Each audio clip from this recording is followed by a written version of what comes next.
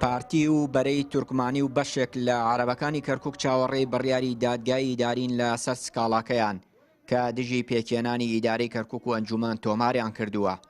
بەرپرسێکی پارتیش دەڵێت پارتی لە سەرەتاوە لەگەڵ پێکێنانی حکوومەتێک بووە هەموو پێکاتەکان و براوەکانی هەڵبژاردن تێیدا بەشدار بن، بەڵام بە قسەی ئەو یەکێتی ڕێکەوتنی دیکەی کردووە و حکوومەتی بێ ئەوانی دیکە پێکهێناوە.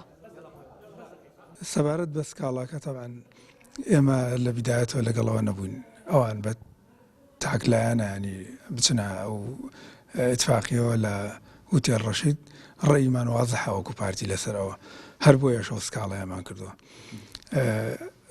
هەڵبەتە ینی نە ئێمە و نەخۆشیان بڕوان ناکەم بەو شێوە لەم وەزعی کە لە کەرکووکەیە ڕازی بن. ئێمە پێمان خۆشە هەموو لایەنەکان وە دروشمی ئەوانیش وا بوو کە هەموو لایەنەکان ئێمە بەیەکەوە بووین، بەیەکەوە لە ئیداری کەرکووک بەشدار بین. چاوەڕێیەکەین لە دوای 4 مانگ نەتیجەی سکاڵاکە بزانین بە کۆئەگا دوایەوە حتمما چۆن لە کولی حادثین حەدیث ئینشاءڵڵا ئومێد دەکەین بە دڵی هەموو خەڵکی کەرکووک بێ.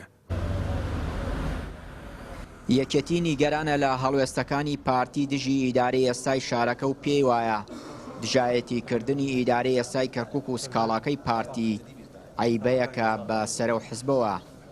بەڕاستی عیبێکی گەورەشە بۆ هێزێکی وەکو پارتی دیموکراتی کوردستان کە سکاڵای هاوشانی بەرەی تورکمانی و هاوپەیمانی عەرەبی تۆمار کردو لە محکەمەی ئیداری. تەڵێن پێشتر محکەمەکە لە محکەمەی اتحادی بوو، دوایتر تەحویلکرا ئەوان لە وەڵامیان دانەوە کە تەحویلی محکەمەی ئیداری بوو و محکەمەکەش هەرجاری بە بیانیوک تاجیل دەکرێت.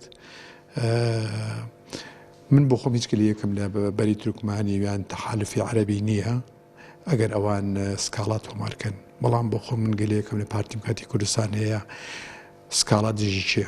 دژی پارێزگاریی کورد. نزیگەی 3 مانگە ئیدارەی کەرکووک پێکهێنراوە. پارتی بەشێک لە عەرەبەکان و بەرەی تورکمانی دژی ئەو هەنگاوەی یەکێتی و بەشێک لە عەرەبەکان و تورکمانەکان سکاڵایان تۆمار کردووە.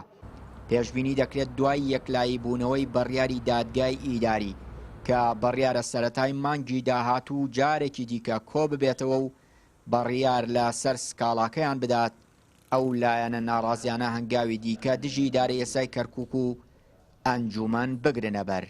چیانوری کەناڵی پەیام، کەرکووک.